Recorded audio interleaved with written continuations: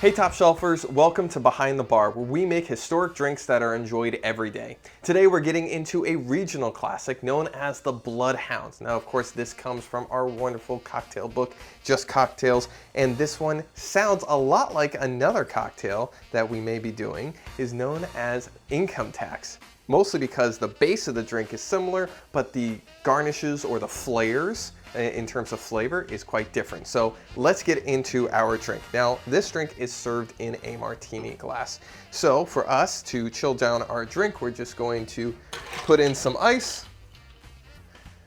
There we go. Probably a little bit more ice. There we go. And then we will fill that with water and let it chill down our glass while we get to making our cocktail. Now, if you don't want to do this because there's a lot of steps, you can always just take the glass, throw it into a refrigerator. It'll do the same thing. But, you know, why not do things historically around here? So let's get our shaker out. Into our shaker, we will put in 1/2 part to a quarter part to a quarter part. So a half part of gin to a quarter part of French vermouth and a quarter part of Italian vermouth. Now it doesn't specify whether the French vermouth is sweet or the Italian vermouth is sweet. So I'm using dry French vermouth and sweet Italian vermouth, and I'm using standard New Amsterdam gin. Not Jim, that's a person. Don't drink gin, that's gross. It's also cannibalism, don't do that. So let's I'm going to put in about 1 ounce of gin here, and then we'll follow it up with 1/2 ounce of the 2 vermouths. Pour that on out.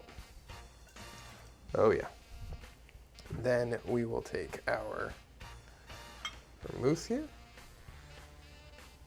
Pour it only up to 1/2 ounce. There we go. And another vermouth. Also 1/2 ounce. I love it.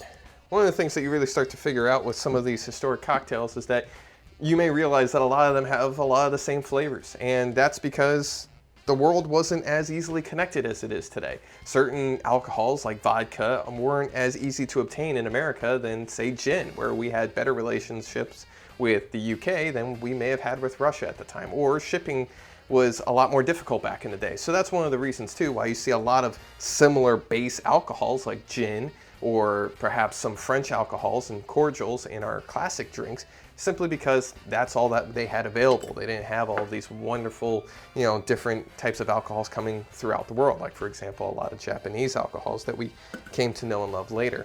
Now you may be seeing that I'm throwing some strawberries into our drink because we are going to muddle them up, because this is the Bloodhound. And what is the Bloodhound without some blood? So to throw in our blood red, we're going to muddle up these strawberries nice and smooth to get all the flavor and juice that we can out of them. As you can see, I'm just really getting after it.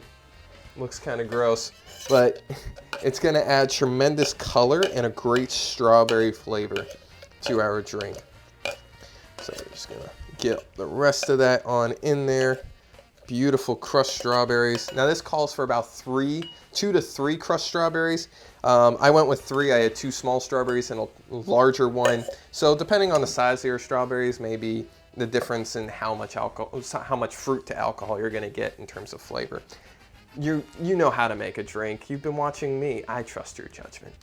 Now let's throw our alcohol in, and we are going to now give it a shake. But before we shake, let's not forget our ice.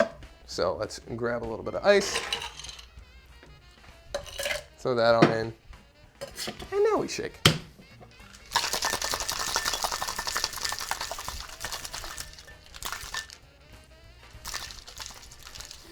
Throw in all the flavors you want, especially if people are watching you. Makes it more entertaining. There we go. Now you can see we've got a good mess of strawberries in there, so we're definitely going to want to double strain into our glass. So let's get rid of our ice bath for our drink here. Stick this back out, and then we're going to put in a nice fine strainer with our standard mesh strainer and pour out our Bloodhound. Oh yeah. And as you can see, definitely necessary to have that second strainer in there. But look how beautiful that is.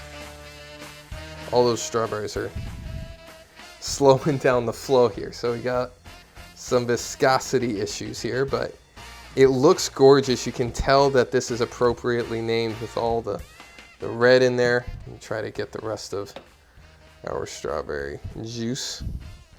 They're just coaxing it in.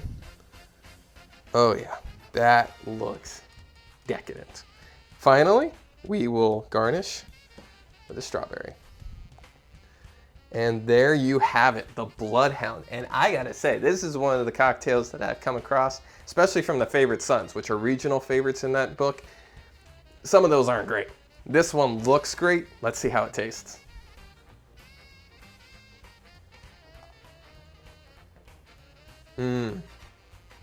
That strawberry flavor really comes through. It almost doesn't taste like you're drinking alcohol at all with this. I cannot taste the gin.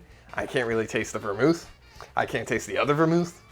This just tastes like delicious strawberry juice. It's so refreshing. This would be a great summer drink. You're having dinner with your friends. You made a nice barbecue. You want something to lighten the mood a little bit. A nice, light, not heavy at all, no sugar added type of drink that will really brighten things. This is it. This is excellent. I am a big fan of this. The Bloodhound, 10 out of 10. Try it for yourselves. But there you have it, guys. The Bloodhound. What a drink.